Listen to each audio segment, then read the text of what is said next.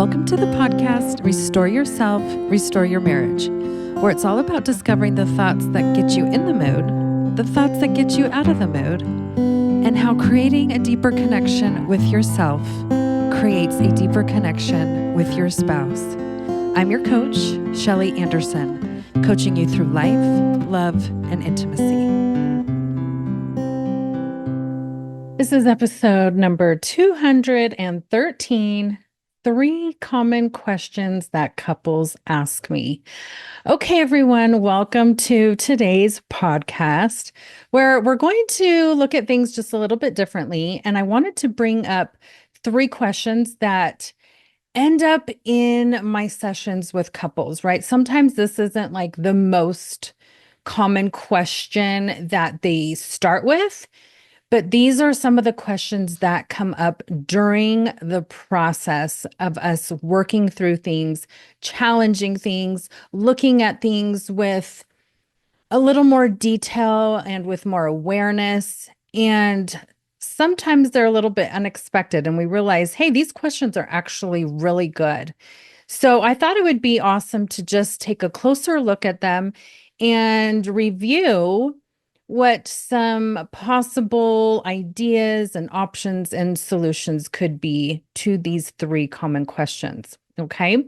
So the first one is, how can we work through the problems in our marriage without it totally taking us off of intimacy, without it harming intimacy, or without it totally derailing us, right? So the goal here is like, hey, there's things going on. There are challenges, we need to work through them, but do we have to totally sacrifice intimacy? Is there a way that both of them can still work in harmony? I think this is such an amazing question, and it really challenges us to think with our higher brain, to really think about solutions. The trap here is that our brain is going to want to go to all or nothing thinking, right? For example, if there's a problem in my marriage, we're not going to be intimate. That's very human. It's very common to think that way. We haven't solved this thing, so we're not going to be intimate.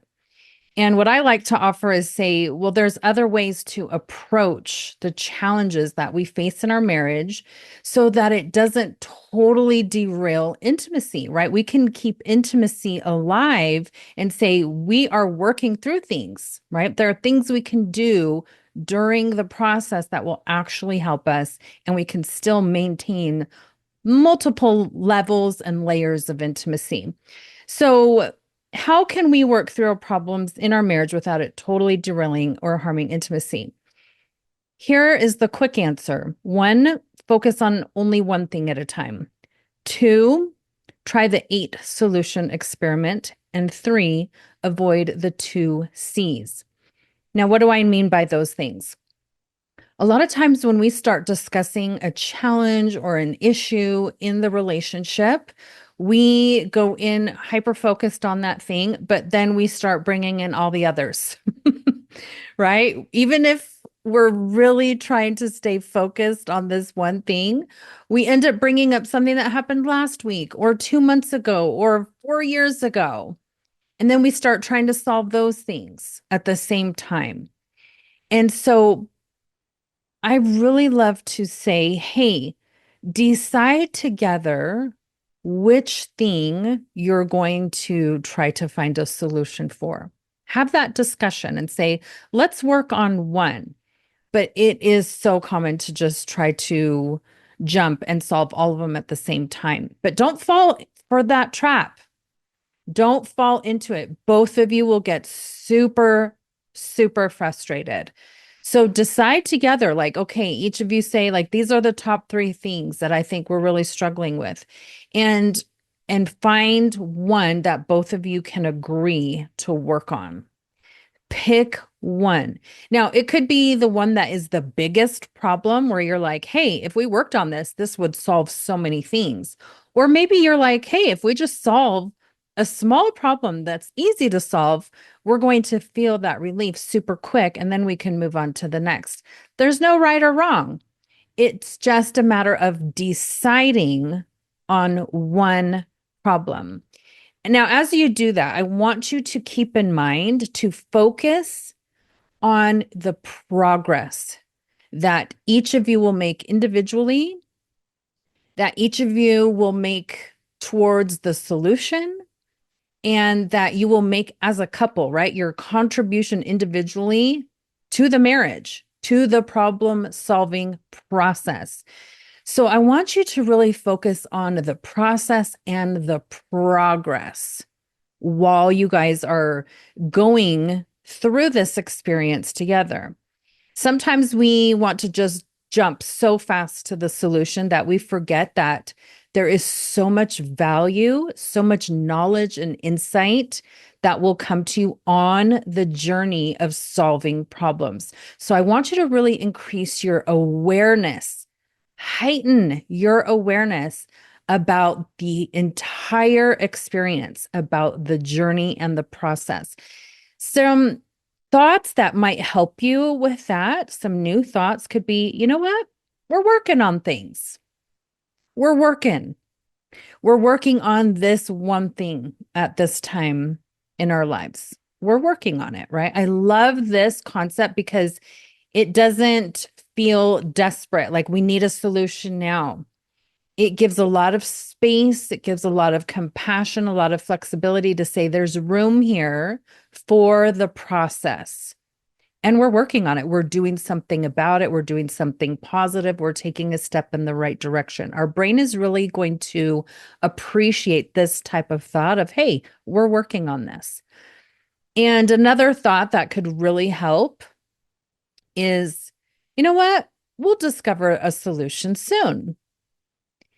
I love this because sometimes it is a process. Sometimes even if we say, I want a solution by the end of the night, that's not always going to happen, right? We may have one idea, but it maybe is that's not going to be the best idea. But when you're able to think the thought, hey, we're going to discover it and we're going to discover the solution soon, that really takes that desperation down, right? And allows you to really think about all the possibilities. It slows things down a bit and keeps our mind from going into the very human traps that we can get stuck in. So try those thoughts on and see if they help. Now, the 8 solution experiment, what is that? This is an invitation for each spouse to come to the table once you've decided on the one problem you're going to work on and bring to the table your own unique creative solutions. I want each spouse to bring 4 to the table. And I would love each of these solutions to just be out of the box solutions, right? Sometimes we think they need to follow like a certain formula, right? Like we need to solve this problem by doing X or Y. But if you're still struggling, it's probably because you've tried those things already and they haven't worked. So with the 8 solution experiment, I'd love for you to bring solutions that seem like super far-fetched.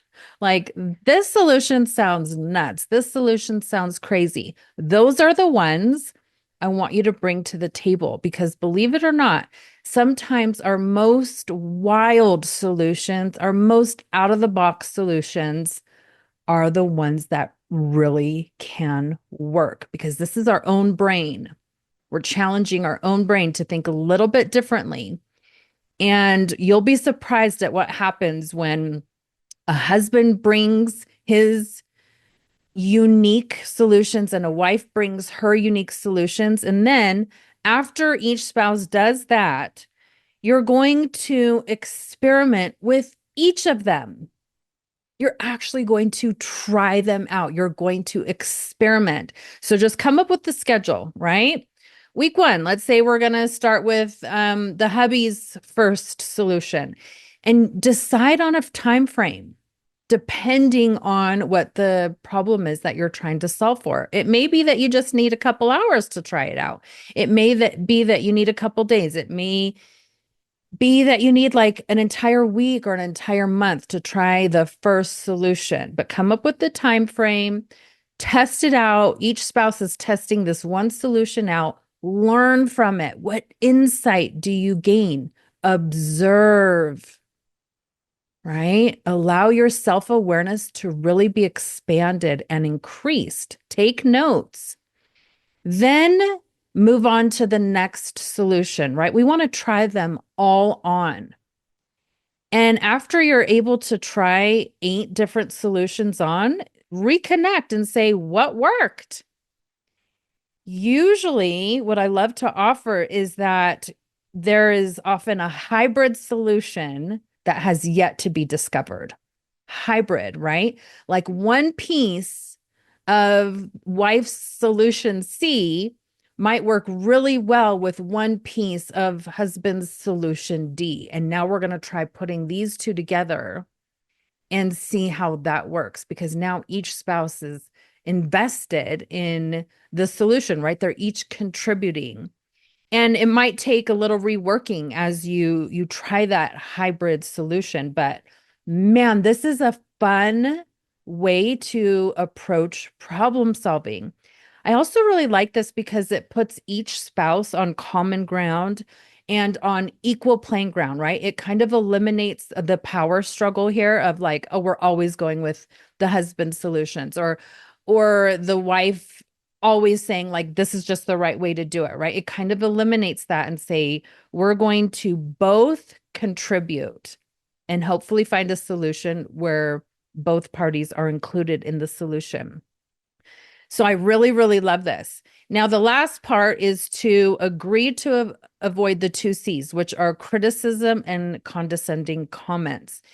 And it's not enough to just stop being critical of your spouse, like, oh, like, nice try, there we go again, just falling into the same old habits or tactics that, we've been struggling with all along. During this process and this time where you're focusing on one solution, you're trying out the 8 different ones, um, we want to really take out those jabs that do harm. We want to eliminate these critical comments and this condescension. But it's not enough to just eliminate it. We need to replace it. Otherwise, there's going to be a big gap there where we're used to being critical and we're like, wait, there's nothing there now. So we'll go back to being critical and condescending. But I would love for you to replace it with some compliments of the process, right? I want you to focus on the process. And if you feel like you want to be critical of your spouse, I want you to challenge yourself and say, but how are they doing on the process that we've agreed on? How are they doing implementing, this 8 solution experiment? Which one are they doing? How are they showing up with this one that we're working on right now? And try to find the value in the experiment of trying on new solutions and complement that. Like, hey, I see that you're doing this. That's awesome. I can't wait to see if this has an effect. I can't wait to see the results, if it's going to work or not.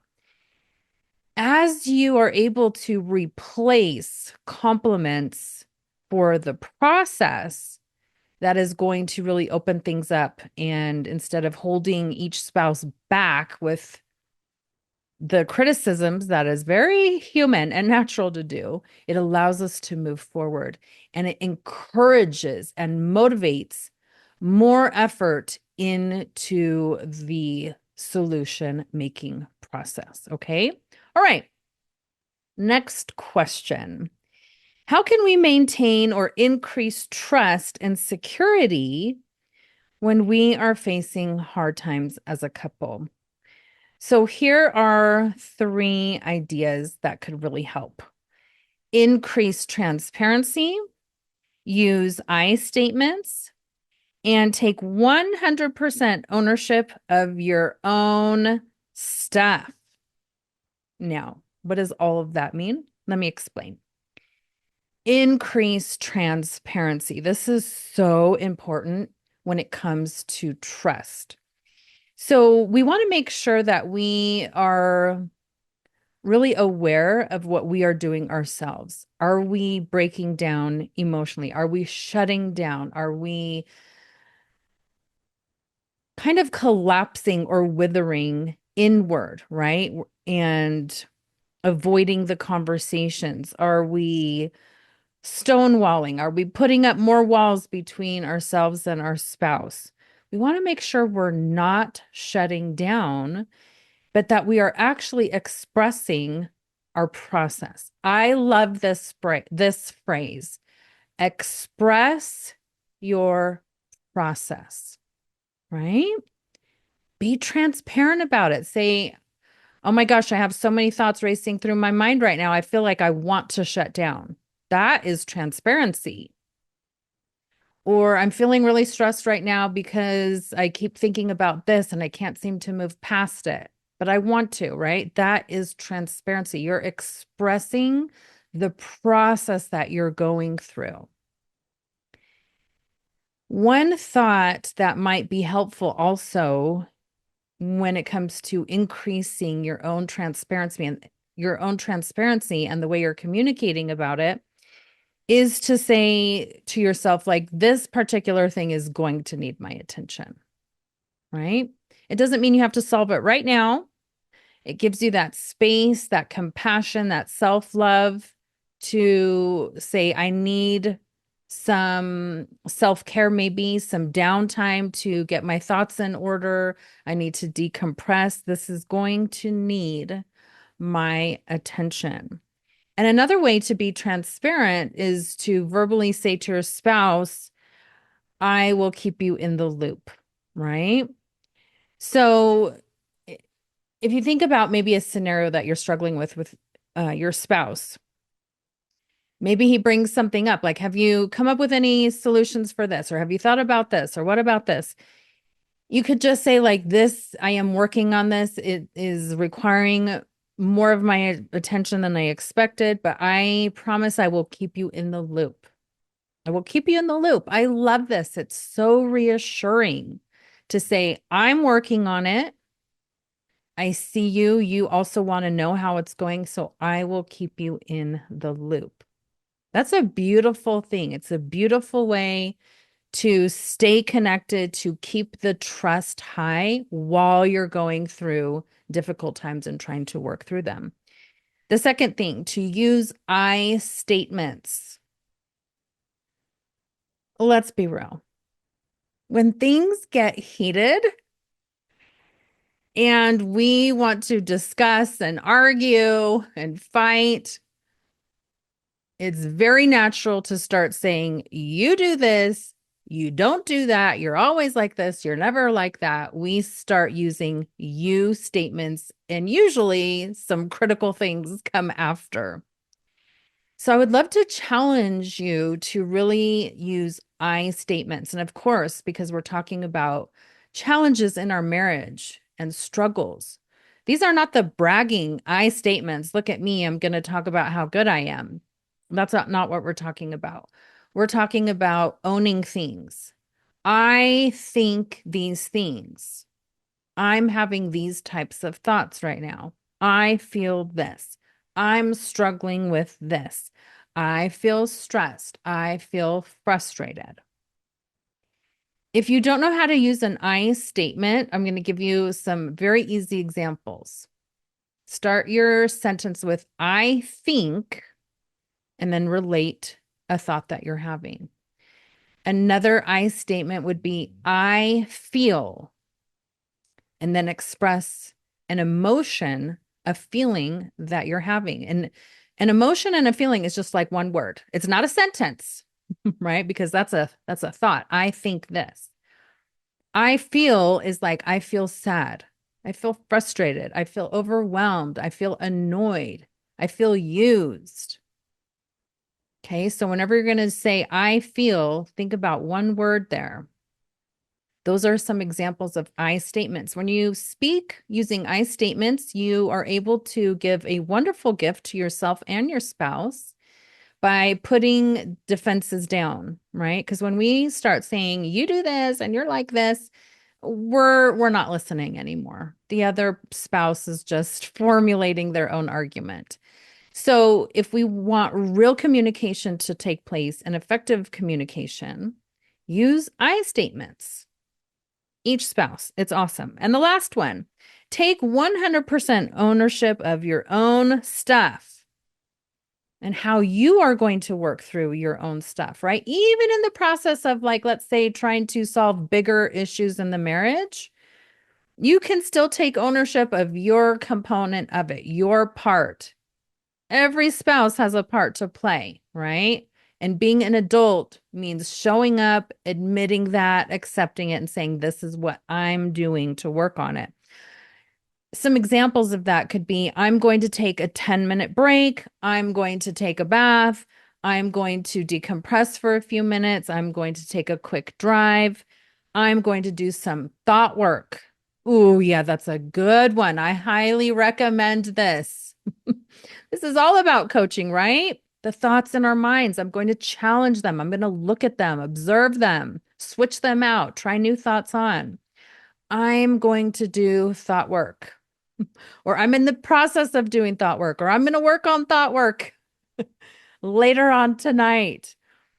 And another example of how to take ownership is to say, like, I want you to know I'm working on it.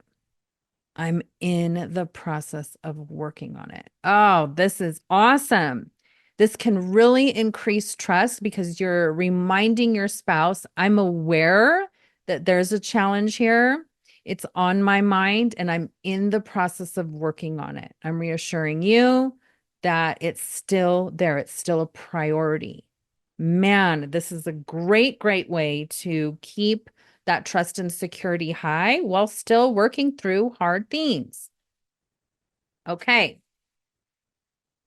Last question. I love this one. Why do we have to be intimate according to my spouse's timeline? Yes. Why do we do this? Each spouse says this in their own words, right? We have the wife saying, we're always doing it when he wants. And we have the husband saying, we are only going to do it according to her timeline. And I just think that is awesome because the other spouse doesn't always realize that both spouses are saying the exact same thing. Now, I love to ask each spouse, how often do you actually want to have sex? Now, the wife's answer pretty quickly is usually like, never. And then they laugh. And then they feel a little bit embarrassed or guilty or ashamed by their own answer. So they self-correct. And then sometimes they'll say, like, if I really think about it, maybe twice a year. And then they feel like that's a more authentic and real answer. But then they will often adjust it again to be more practical or to feel like, hey, I'm going to try to make a compromise. And then they will say maybe once a month. Now, husbands will say every day. And then they usually will say, well, maybe twice a day or 3 times a day. And then they will laugh at that. And then they will also often readjust and say, okay, well, maybe every other day. Like that's how often I would want to. So I find it very fascinating to watch each spouse kind of go through that process. Like, how often do I actually want this? And watch them make some adjustments and challenge their own answer and think about it and be unsure and then be sure. It's very interesting. But what I like to point out is look at the difference in these two answers. We have a wife that is saying once a month would be great. That's often where a lot of my female clients land. Once a month, I'd be happy with once a month. I don't really want to have it more than that. That's like their natural landing spot once a month. And you compare that to a husband's like every day, often the landing part, right? The landing point. We have once a month versus 30 times a month. We can see this leaves a big gap that needs to be crossed and bridged, right? Now, what does science say? Science says that once a week is very healthy for couples, which would equate to 4 times per month. Now, the women, the wives, when they hear this, they're like, really? If I only want to do it once a month, and that's a stretch, 4 times, it feels like a lot. And then the husbands are like, that's it? 4 times a month? That's never going to be enough, right? Again, we're on opposite ends, leaves a huge gap that needs to be bridged. So, what do we do? Number one, we got to be aware of reality. Two, we've got to change our focus. Three, we've got to add the right ingredients. Now, let me explain. We do need to be aware of reality. When we get married, there's no entitlement to a certain frequency of sex. There is none. There's no law that says when you're married, this is what's required, right? It's not even grounds for divorce if our spouse is not meeting our sexual needs in that way. I would love for each spouse to actually be grateful for what their frequency is now, right? Because a lot of wives, when they're like, I only want to have it once a month, if that, I would actually prefer twice a year. And then I bring to their attention, hey, I have clients who are having sex 3 times a day with their spouse right now, and they are really struggling. The wife is struggling, and the husband is struggling with the fact that the wife is struggling. And then on the opposite side, I have husbands who I love to bring awareness to their reality as well and say, you know what? I have couples that have not had sex once in a year. So if you're having sex every other day, be grateful.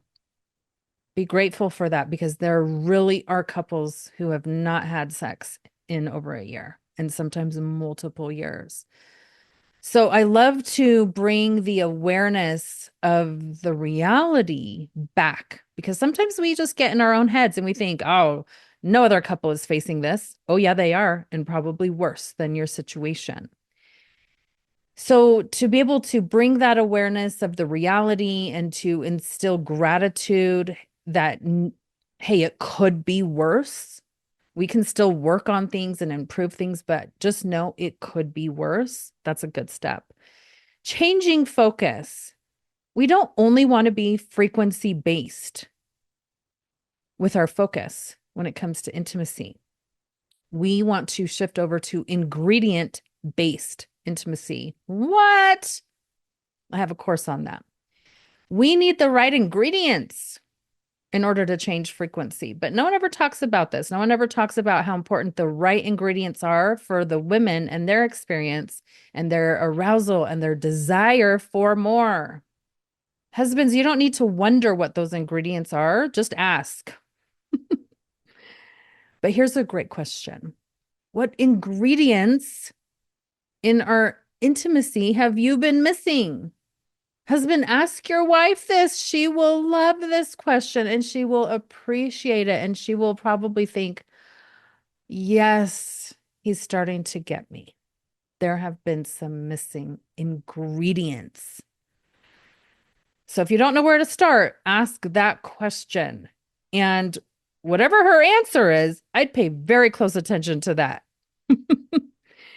And the last thing is to add the right ingredients. So let's say the husbands ask their wives that, and she's like, I just want to have like a 20-minute conversation with you. Okay, that is the right ingredient. That is the missing ingredient. If she just says, I just want to have a 20-minute conversation, I want you to notice that she did not list 400 things for you to do.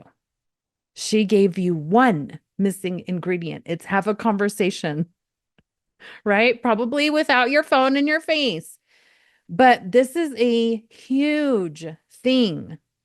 She's probably giving you the one ingredient that is probably not too difficult to put into the mix. So add the right ingredient. Don't waste your time adding ingredients that she doesn't care about, that mean nothing. Add the right ingredient. Don't try to read her mind. Don't assume you know what the right ingredients are. Don't guess. Just ask her, right?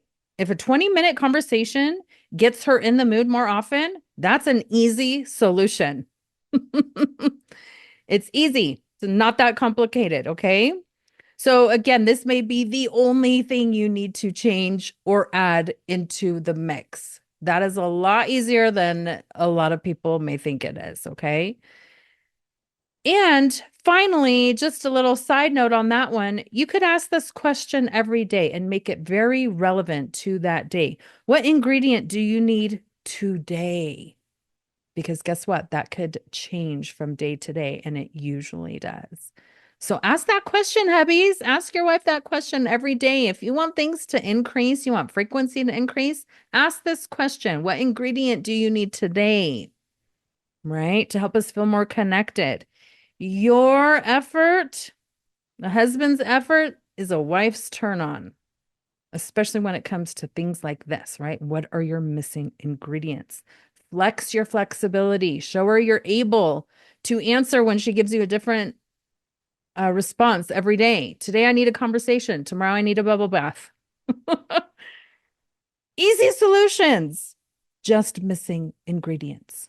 Okay. Now, I hope that this was enjoyable for you. I hope you learned something. I hope you can take some of these ideas and try them on yourself throughout this next week. Because remember, the more you restore this type of intimacy with yourself, the more you restore it with your spouse. Thank you so much for listening today, and I hope you will join me again next week.